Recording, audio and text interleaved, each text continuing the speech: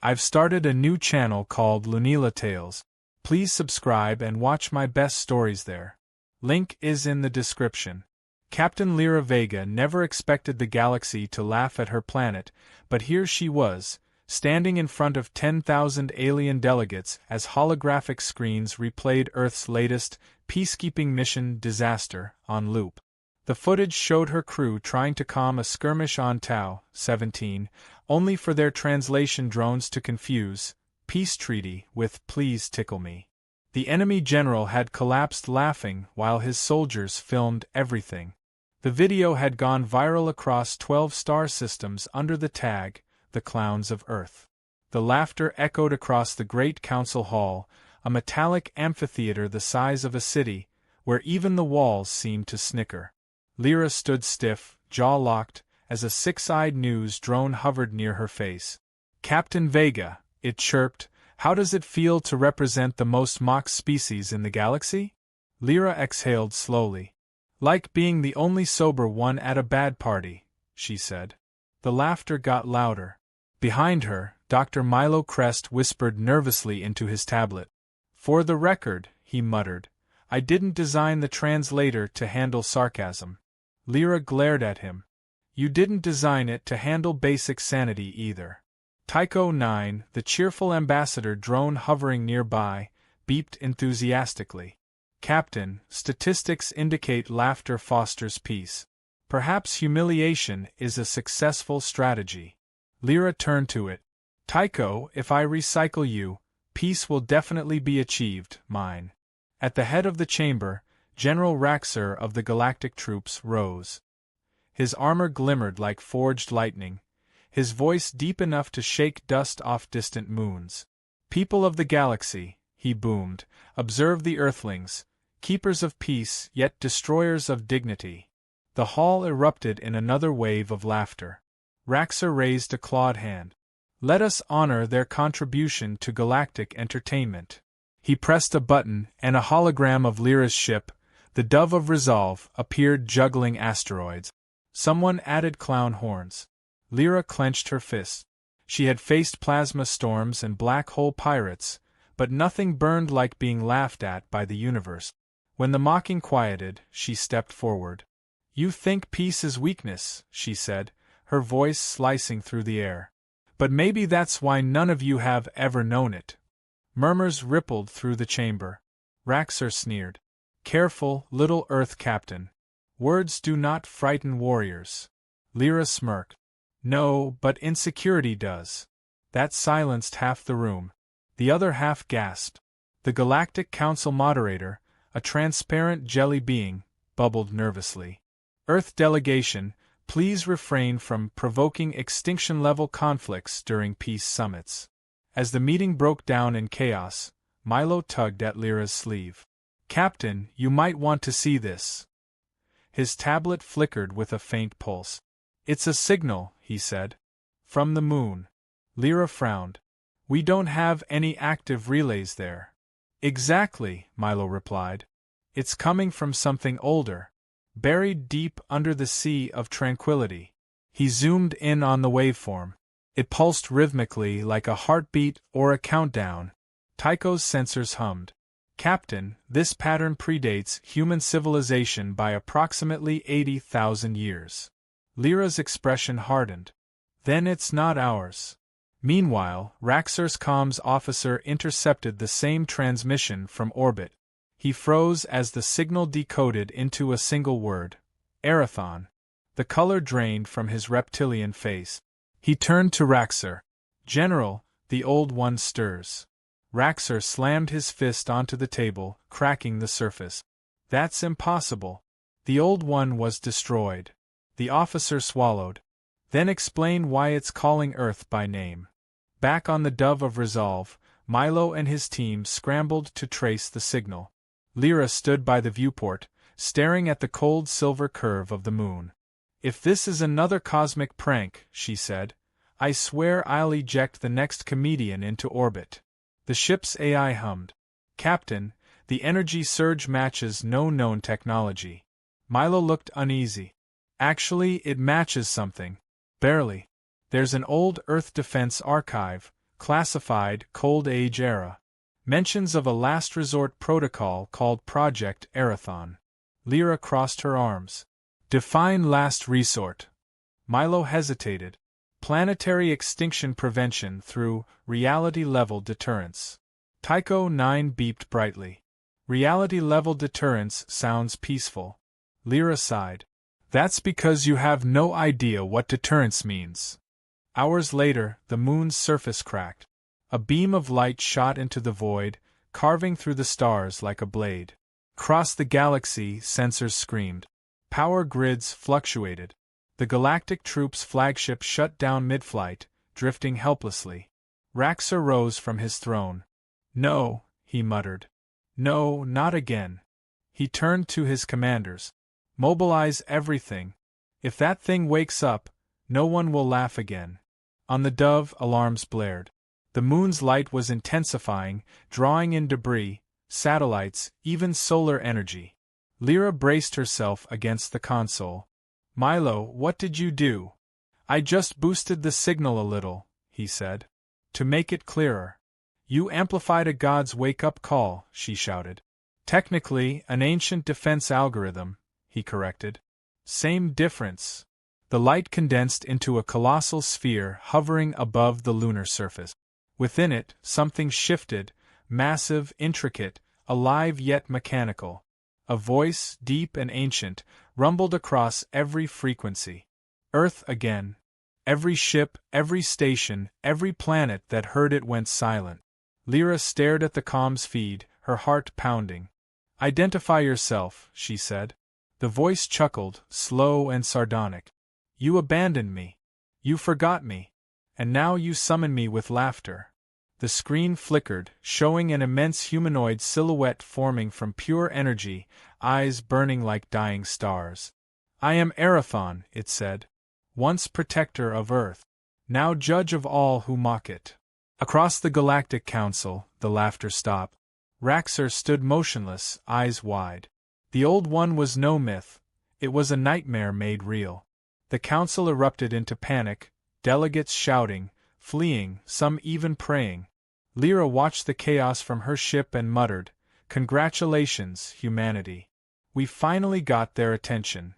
For the first time in centuries, the galaxy trembled not with laughter, but with fear.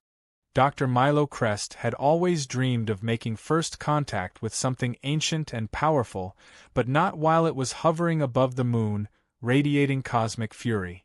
The entire ship vibrated with low-frequency pulses from Arathon's voice. Every light flickered, every system trembled. Captain Lyra Vega stood at the helm of the Dove of Resolve, her expression unreadable as she watched the holographic projection of the Colossal being looming over the lunar horizon. It was humanoid, yes, but only in outline.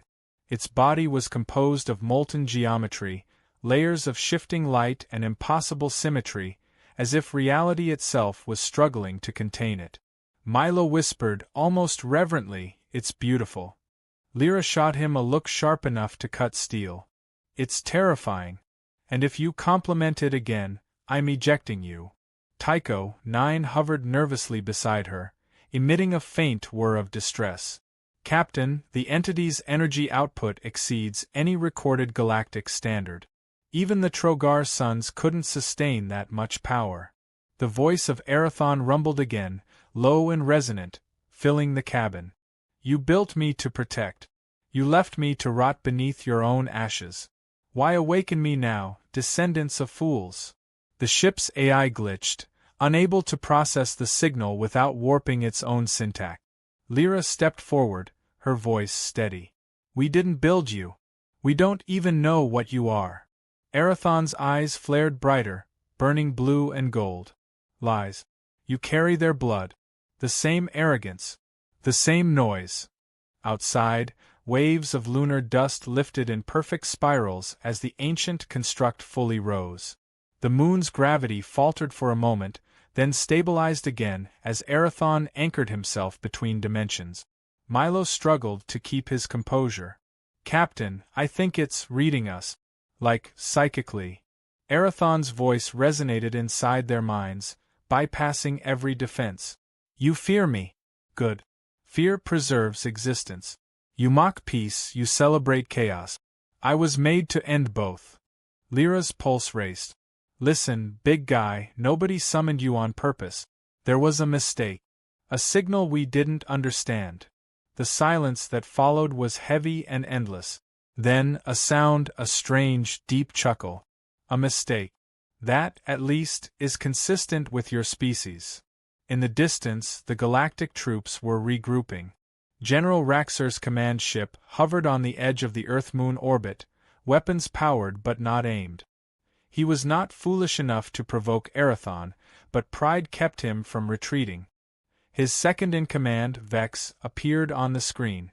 General, the Old One's power signature exceeds planetary defense parameters. We should withdraw. Raxor growled, his claws curling. If we flee, every species will call us cowards. If we fight, we die. If we wait, perhaps Earth destroys itself again. Vex hesitated. And if it doesn't? Raxor's eyes glinted. Then I will make sure it does. On the Dove, Lyra paced. Milo, how do we shut it down? We don't, he said weakly. It's not a machine. It's something else. It thinks, it remembers, it jokes.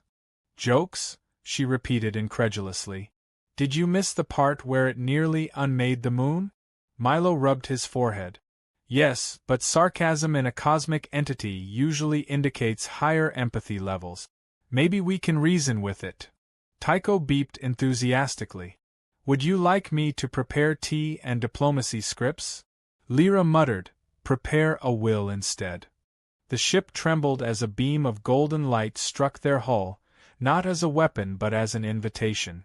The Dove systems rebooted automatically, and suddenly, Erathon's voice came through their speakers.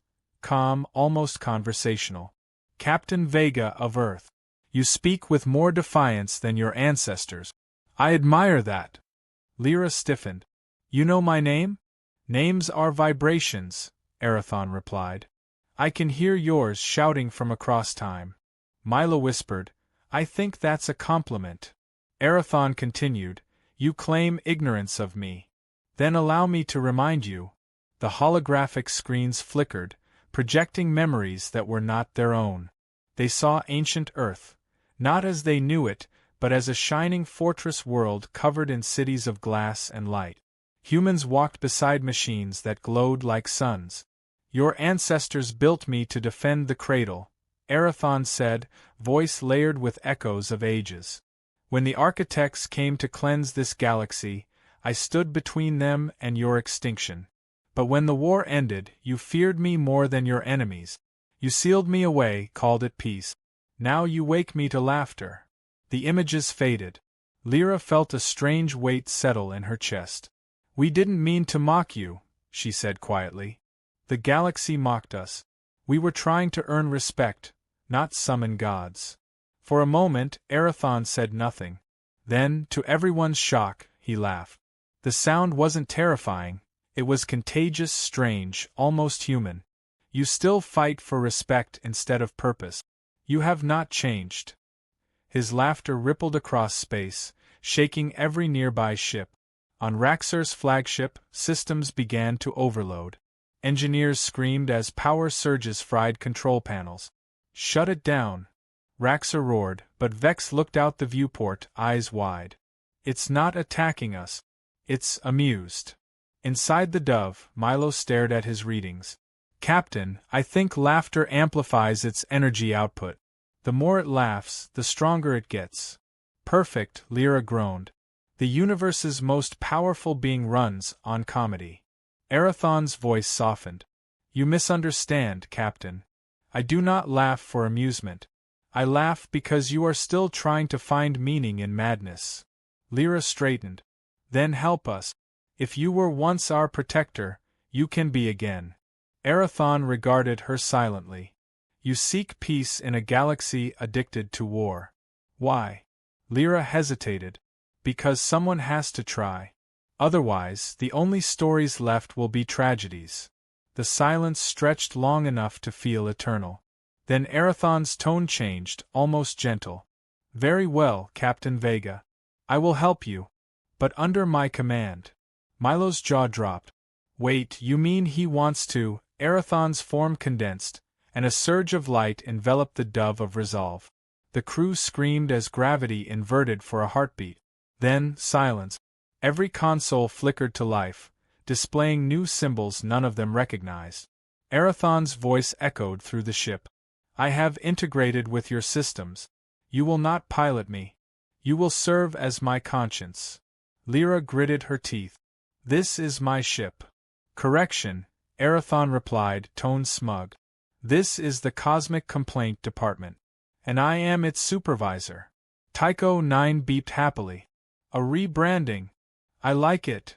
Lyra buried her face in her hands. The galaxy already thinks we're a joke, she muttered. Now we've got a cosmic comedian on board. Erathon's voice rumbled, faintly amused. Do not worry, Captain. When I am finished, no one will ever laugh at Earth again. The Dove of Resolve, now mockingly renamed by Erathon as the Cosmic Complaint Department, drifted through the star-streaked void like a newly awakened god's plaything.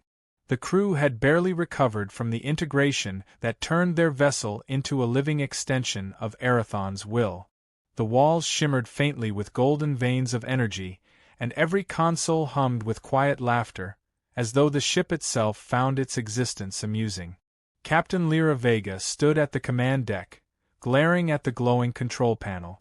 If one more light blinks at me like it's in on a joke, I'm tearing it out, she said. The AI's voice responded with a calm yet teasing tone. Emotional volatility detected. Suggesting meditation, Captain. Lyra rubbed her forehead. You're not my therapist.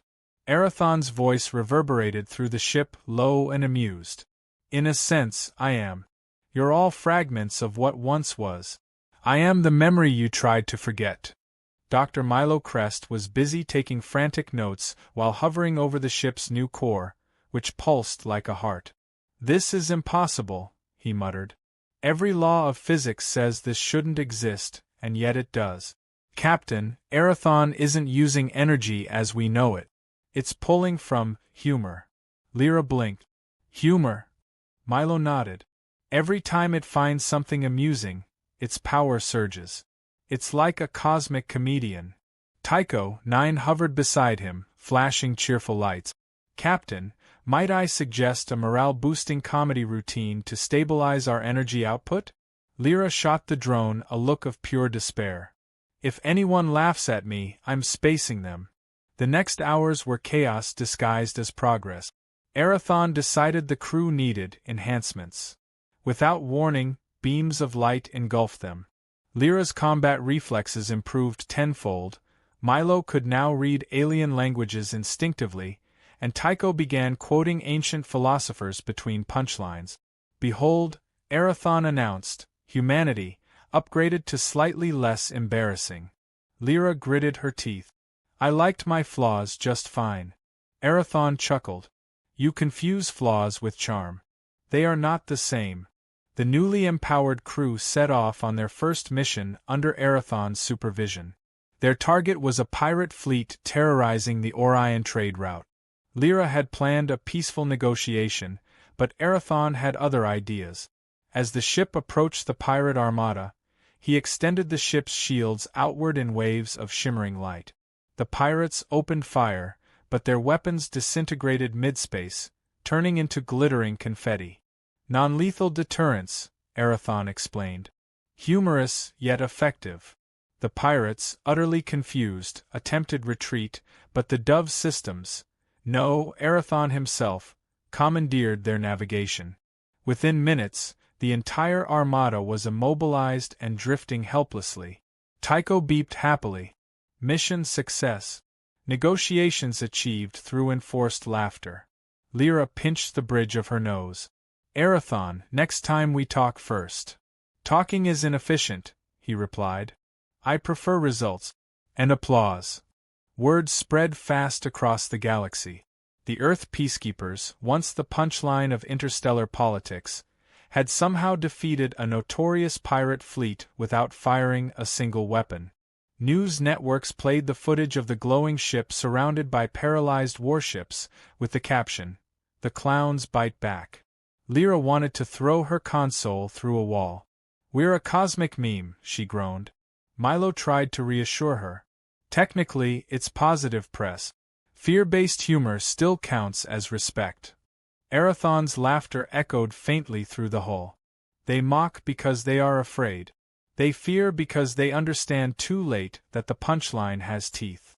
Meanwhile, in the upper reaches of the Galactic Council, General Raxer watched the broadcasts in silence. His lieutenants exchanged uneasy glances. "General," one said, "if Arathon truly controls the humans, our fleets are no match."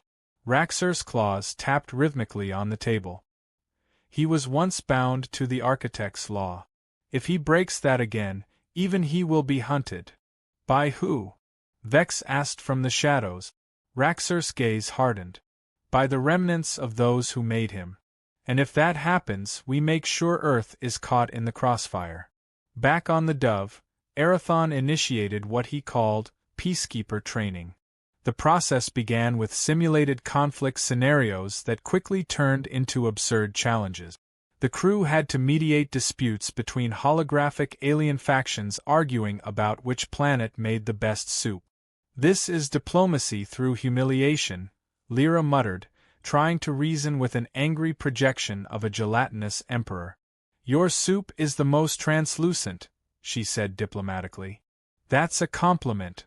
The hologram melted in rage. Arathon's voice boomed overhead. "Incorrect approach. Humor diffuses anger." Tycho floated over and announced, "Why did the Emperor cross the galaxy? To find thicker soup." The hologram froze, then laughed uncontrollably. Lyra gaped. "That worked." Arathon replied dryly, "Laughter is a universal solvent. Try not to drown in it." Hours later, the Galactic Council attempted contact. Their transmission appeared on the main screen, showing Raxer, his expression unreadable. "Captain Vega," he said, voice calm but venomous, "the Council demands to know why you've unleashed an extinct planetary weapon on our territories." Lyra stepped forward. "We didn't unleash anything. It decided to join us." Raxer sneered. "You're puppets. When it's done with you, it will turn on the rest of us." Arathon's voice filled the chamber, cold and vast. "Correction, General.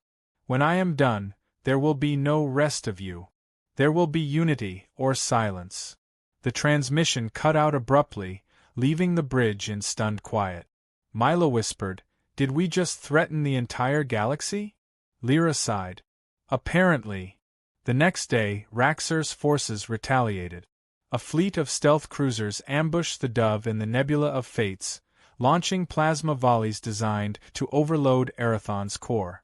The attacks hit, then bounced back, shredding the attackers. Arathon didn't even move.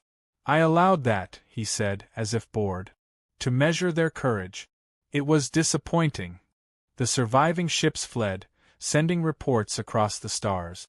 Within hours, dozens of species that once mocked Earth sent encrypted messages offering alliances. Lyra read them silently, then said, "They don't respect us. They fear us. And fear never lasts." Arathon's laughter rumbled softly. "Neither does peace. But both can be maintained through performance." That night, as the ship drifted near the edge of the nebula, Lyra stood alone by the viewport. The stars shimmered faintly against the ship's new golden glow. "What happens when you stop finding this funny?" she asked quietly. Arathon's voice came from everywhere and nowhere. "Then the joke ends, Captain. And so does everything else." She stared into the void, a chill running down her spine. "You really believe Log?" The Galactic Council chamber was never silent, yet on the day the humans arrived, it was as if the air itself refused to move.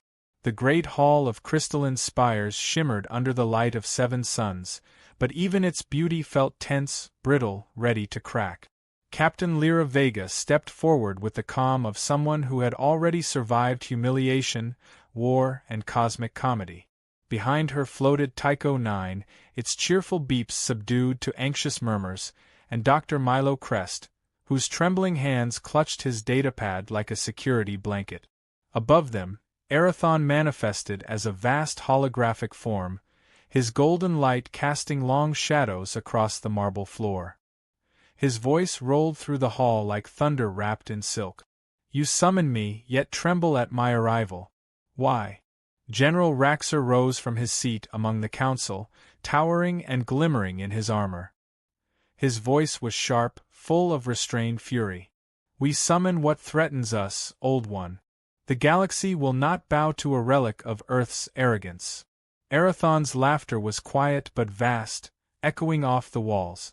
You mistake arrogance for creation. Without Earth, your precious council would still be squabbling over fire. The words stung.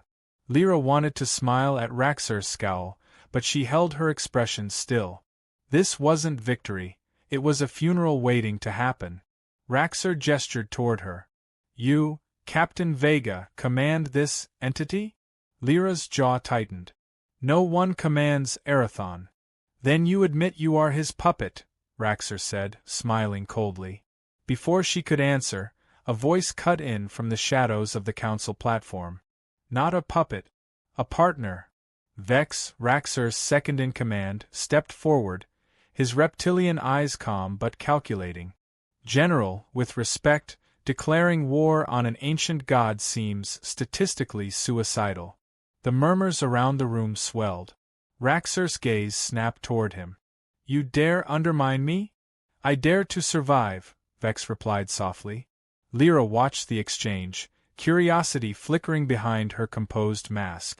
Erathon's presence pulsed like a living heartbeat around her. Interesting, the Old One mused in her mind. That one plots deeper than he speaks. Lyra whispered under her breath, You think he can be trusted? Erathon's reply was a low hum. Trust is irrelevant. Every liar serves truth eventually. Moments later, the council meeting erupted into chaos. Delegates from a dozen species shouted demands, some for Erathon's destruction, others begging his protection. Raxer slammed his clawed hand against the table, silencing them. We end this now. The humans will relinquish control of the entity, or we strike Earth from the stars. Lyra stepped forward, her tone deceptively calm. You tried mocking us once. That ended badly. Are you sure you want a sequel? Laughter rippled through the chamber from some corners, though nervously. Raxer snarled, Your humor will not save you. Erathon's form flared behind her. It already has. Before Raxer could respond, the lights died. The entire hall plunged into darkness. The delegates screamed as a wave of energy pulsed through the structure, bending the air. Lyra's communicator crackled. Captain, Milo's voice came through, trembling, someone's overriding the council's defense grid. It's not Erathon, it's coming from their own system. Suddenly, a fleet of ships appeared on the projection screens, Raxer's personal armada approaching orbit. He had planned this all along. Erathon's voice boomed, sharp as lightning. So, betrayal. Raxer raised his chin defiantly. You are too dangerous to exist. Erathon's laughter stopped. And you are too foolish to continue. The chamber shuddered as the Old One's light exploded outward, intercepting Raxer's fleet before a single weapon could fire. But as the destruction began, Vex moved swiftly, grabbing Lyra by the arm. If you want to live, follow me. She hesitated only a second before signaling Tycho and Milo to move. They raced through the collapsing corridors as beams of golden light consumed the council hall. Vex led them through a maintenance passage to an auxiliary bay, where a smaller shuttle awaited. Why help us? Lyra demanded, voice echoing over the roar of chaos. Vex smirked. Because your god's about to lose control, and when gods fall, I prefer to be standing beside the survivors. Before she could reply, a shockwave ripped through the bay. Erathon's projection flickered violently, his voice distorted. Leave, now. I cannot contain, then silence. Lyra's heart pounded. He's pulling power from something he shouldn't, Milo whispered. He's overloading himself. The shuttle launched into space just as the main council spire imploded, releasing a storm of golden light that spread like wildfire. Raxor's fleet was caught in the explosion, ships crumbling into fragments of molten metal. Erathon's form loomed above it all, his laughter turning into something pained, fragmented.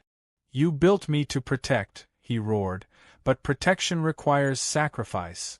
Then, as suddenly as it began, the light collapsed inward and he was gone. Silence blanketed the stars. The Council was in ruins, and the galaxy's most powerful being had vanished into the void. In the shuttle, the crew sat in stunned stillness. Tycho's voice broke the quiet. "Captain, I detect no trace of Erathon's energy signature." Lyra's throat tightened. "He's not gone," she said softly. "He's hiding." Milo turned to her. "Hiding? Why would he hide?" She stared out the viewport at the drifting wreckage. "Because something scared him. And if something can scare Erathon, it's not from this galaxy." Vex leaned back in his seat, his tone dry. "Then congratulations, Captain. You've just made the universe's strongest being disappear and united every surviving faction against you."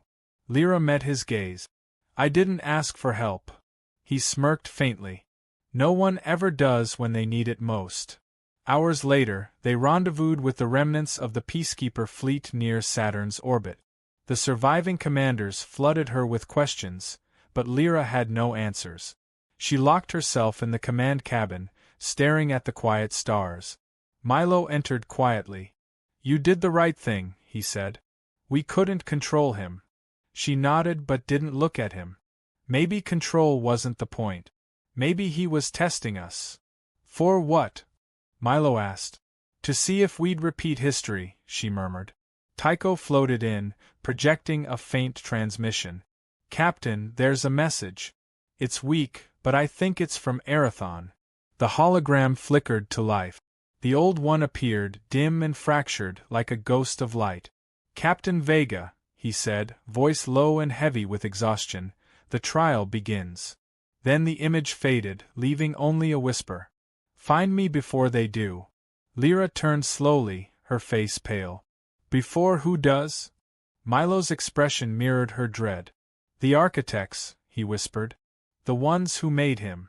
Outside, the stars pulsed faintly, as if the universe itself was holding its breath. The galaxy that once laughed at Earth now stood on the brink of something far greater, a war not of worlds but of creation itself. Lyra closed her eyes, hearing Erathon's last words echo through her mind like a storm.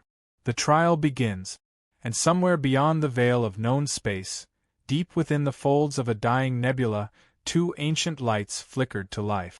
The architects were waking up. The trial began in silence. Not the kind born of stillness, but the heavy, unnatural quiet that comes when the universe itself seems to hesitate. The Peacekeeper fleet hovered at the edge of a broken star system, its shattered planets drifting like frozen memories. Lyra Vega stood on the bridge of the Dove of Resolve, watching the darkness ahead. Her crew waited, tense and uncertain, each aware that the next moment might change everything they knew about existence. Dr. Milo Crest sat beside her, his hands trembling over his console. "Captain," he said softly, "I think we're inside it." Lyra turned toward him. "Inside what?" He swallowed. "The courtroom." Before she could answer, the stars blinked out one by one until only a single light remained. It expanded, filling the void with a pale glow. Then came the voice, ancient, calm, and impossible to locate. "Humanity," it said, "you stand before the architects. Speak your purpose." The ship shuddered as if kneeling. Tycho 9 hovered forward, projecting a faint symbol across the air. "Captain," it whispered, "we are being scanned by over 1 billion consciousness signatures." Lyra stepped forward. "We come seeking answers. One of yours, Erathon, was reawakened. We didn't mean to summon him." The voice responded, layered and vast. "Meaning is irrelevant. Action defines being. You reawaken judgment." A figure appeared before them, tall and radiant, composed of shifting fractal patterns. It had no face, only a presence that demanded attention. "I am the first architect," it said. "Erathon was our creation. He was meant to defend order, not disrupt it. Lyra met its gaze. Then why bury him on our moon? The figure's light flickered slightly, a ripple of unease. Because your species once begged us to. Milo's breath caught. That's impossible. Humanity was barely beginning to walk the stars when Erathon existed. The architect turned its gaze toward him. You underestimate your own past. The chamber, or whatever reality they were in, expanded around them. Images unfolded like living memory. They saw Earth, long before recorded history, when humans still spoke to stars and shaped storms with thought alone. Ancient cities of impossible beauty rose and fell in seconds. You were our allies, the architect said. But when you feared what you had created, you demanded we take Erathon away. We obeyed. Yet now you wake him once more, and so the balance must be judged. The vision faded, leaving only darkness. Lyra took a deep breath. If this is a trial, then I'll defend humanity. The architect tilted its head. You speak for a world that has forgotten truth. Maybe, Lyra said. But we still remember hope. A flicker of something, perhaps curiosity, crossed the being's light. Very well, Captain Vega. You may speak. But remember, failure here ends not only your species, but your history. The light rippled, forming a second figure beside the architect. Erathon appeared, dim but solid, his form weaker than before. She does not speak for all, he said. She speaks for those who laugh at their own ruin. His voice was calm but laced with sadness. You made me to protect them, and they mocked what I stood for. Lyra faced him. You're angry because they forgot you.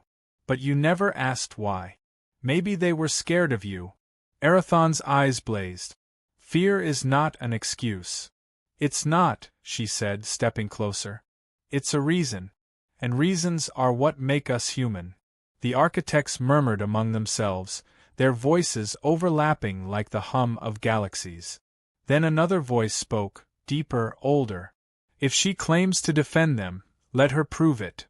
A ring of light formed around them, expanding into an arena of shifting stars. The trial of worth shall begin, the first architect declared. Humanity's champion against its own creation. Lyra froze. You want me to fight him? Erathon looked down at her. It is not a fight. It is a test of will. She frowned. You're a cosmic being. I'm a woman with a bad attitude and a sidearm. Erathon smiled faintly. Then perhaps the odds are fair. Suddenly gravity vanished. Lyra found herself suspended in empty space, a shimmering spear of light forming in her hand. Erathon stood opposite her, his body glowing with restrained power. Around them, the architects watched in silence. Milo's voice crackled through her earpiece. Captain, don't engage him directly. You can't win on power. You have to outthink him. Working on it, she muttered. Erathon raised his hand, and waves of energy surged toward her. She spun, barely deflecting them with the spear. Each impact burned through her armor, sending bursts of pain through her nerves. Surrender, he said quietly. This is mercy. Mercy, she shouted. You nearly destroyed the moon last time you got emotional. The architects watched, their lights pulsing with interest.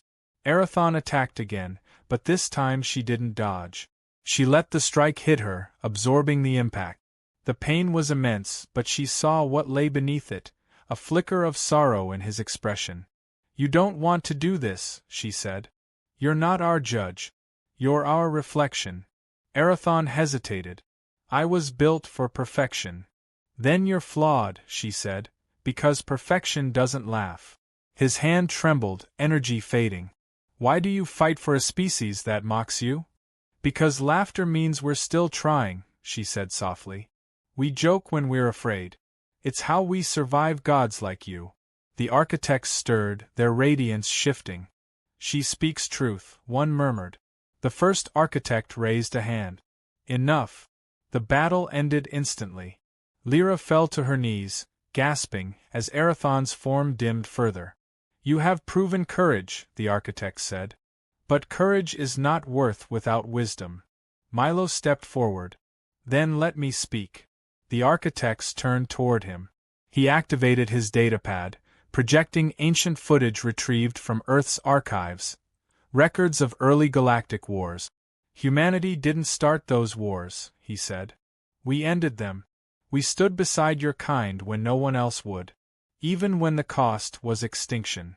The images showed humans fighting alongside luminous beings, prototypes of Erathon's kind. One image froze. Raxur's ancestors kneeling before human envoys in gratitude. You owe your civilization to us, Milo said. And yet you mock us for surviving. The architects went silent. Lyra rose, blood on her hands, exhaustion in her eyes. We're not perfect, she said. But we keep getting back up. That's our power. You made Erathon to protect us because you saw it too, the spark that refuses to die. The first architect regarded her for a long moment. You defend with passion, not logic. That's the point, she said. Logic builds walls. Passion builds bridges. The air shimmered as the architects conferred silently. Then, finally, the first architect turned back. Very well. Humanity shall be judged in balance. The light dimmed, and Erathon stepped closer to Lyra. Balance, he said, almost gently. That means one must still fall. Lyra looked up at him, breathing heavily. Then let it be me. Erathon stared at her for a long moment, then smiled faintly. No, Captain Vega. The joke's on me. Before anyone could react, Erathon raised his arms, his light expanding outward. Milo shouted, Erathon, stop, but it was too late. A blinding wave swept through the arena, erasing the stars themselves. When the light faded, he was gone. The architects spoke as one. The judgment is complete. Humanity may continue, but the Old One has chosen exile. Lyra stood in the quiet aftermath, feeling both. The stars returned one by one, faint pinpricks of light slowly reassembling the shattered sky. The dove of resolve floated in silence, its hull scarred from the trial, its crew dazed by what they had witnessed. Captain Lyra Vega stood at the viewport, eyes fixed on the endless void where Erathon had vanished. Around her, the command deck felt unnaturally still, as though the ship itself was holding its breath. Tycho, 9 hovered nearby, its voice soft and uncertain. Captain, should I log this event as victory or loss? Lyra didn't answer at first. Her reflection in the glass looked older, wearier, but her gaze stayed steady. Neither, she said finally. Call it survival. Dr. Milo Crest sat slumped against a console, his face illuminated by the dim glow of flickering lights. If the architects let us go, he said quietly, why does it feel like they're still watching? Lyra gave a faint, humorless smile. Because they are. Gods never stop watching their mistakes.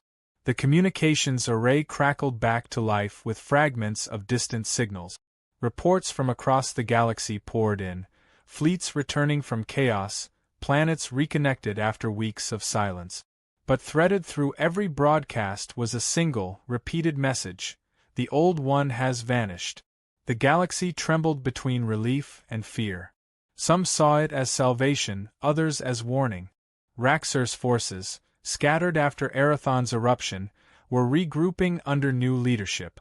Vex had taken command, claiming to lead the troops into an era of balance. Yet his first message to the galaxy was cryptic. The gods have spoken, he declared. But the story isn't over. Earth still holds the punchline. Lyra heard it and frowned. He's planning something, she muttered. Milo glanced at her. You think he'll come for us? She sighed. No.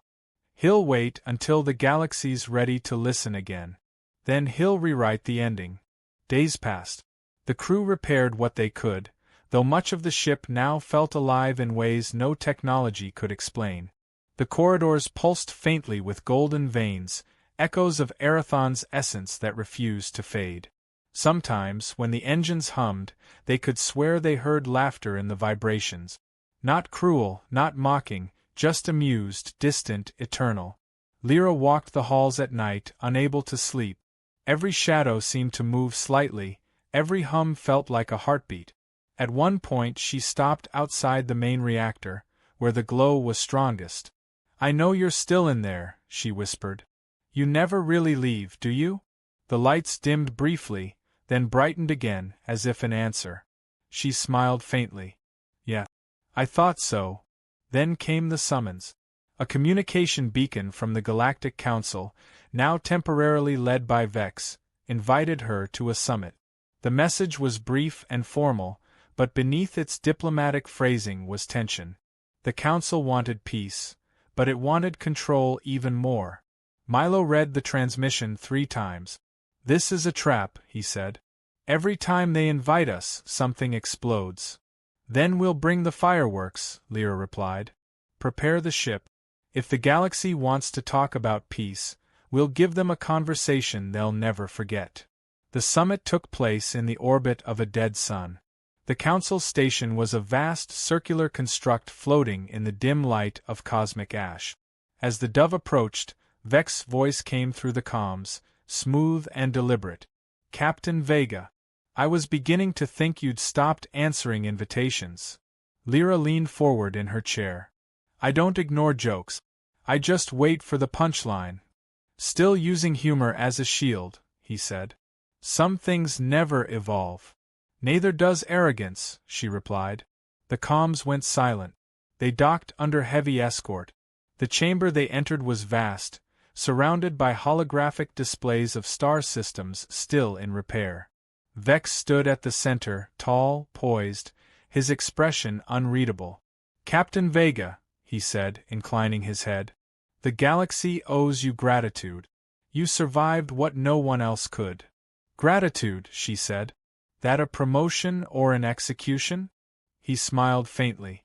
"That depends on what you do next. The balance Erathon spoke of, it's fragile. Without him, chaos will return. I intend to prevent that." "By becoming what you feared," she said. "By ruling the galaxy?" His eyes glimmered. "Someone must. And the people trust the one who stood against gods." "You mean the one who hid behind others while they did it," she replied sharply.